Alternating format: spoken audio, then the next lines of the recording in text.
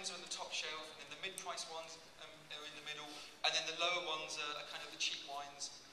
And that positioning isn't kind of by chance. It turns out that we're really bad at making decisions in isolation. And we have to have other items around us to judge on.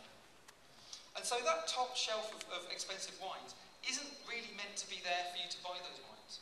But if you see a 20 bottle of wine on the top shelf and a $15 bottle of wine on the middle shelf, it sets your expectations that, oh, well, this $15 bottle of wine must be pretty good. And the whole point is to anchor people's idea of guide prices. What's reasonable, what's acceptable. This happens a lot when people are designing menus. They will deliberately put menu designers, and that is actually a title, menu designer, will put a really, really expensive item on the menu. Not because I expect the people ordering it in the restaurant to order that, but because it sets an expectation of this is how much things cost. So the next cheap or the next most expensive item suddenly seems cheap by comparison.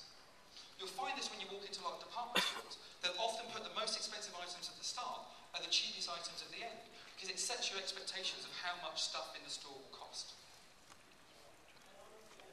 Similarly, location makes quite a big fundamental effect. My friend Dana Chisel over there has spent an awful lot of time researching ballot papers, and the location you put the candidates has a real effect on how often they're voted for. And we would think when we're going through and kind of filling these ballot papers in, we wouldn't be affected by such small things like positioning.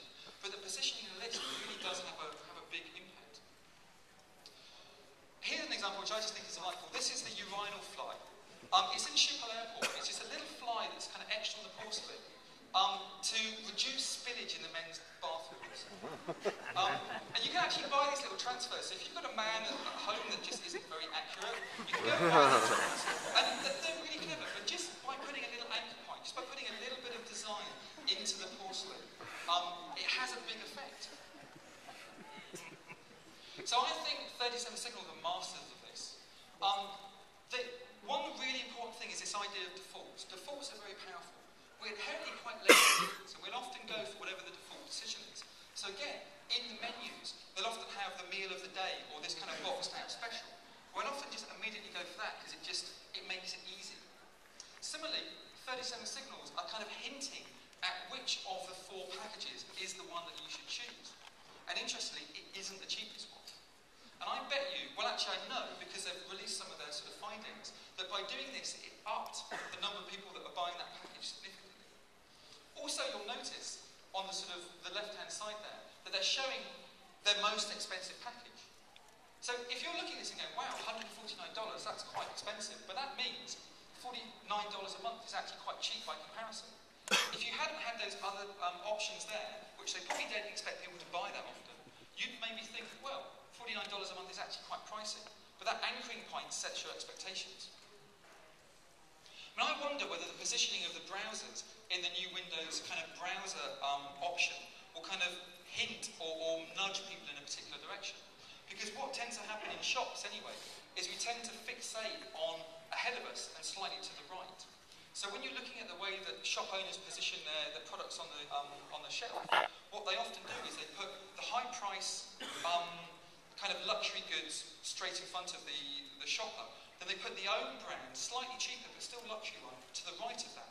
And that generally creates a bias, maybe only 2 or 3%, but it increases sales of their goods, by a small nudge. So I wonder whether Firefox here is going to get a little bit of a bonus from its positioning in the interface. However, we need to be careful with defaults. I see this quite a lot, people sort of auto-checking that keep me informed.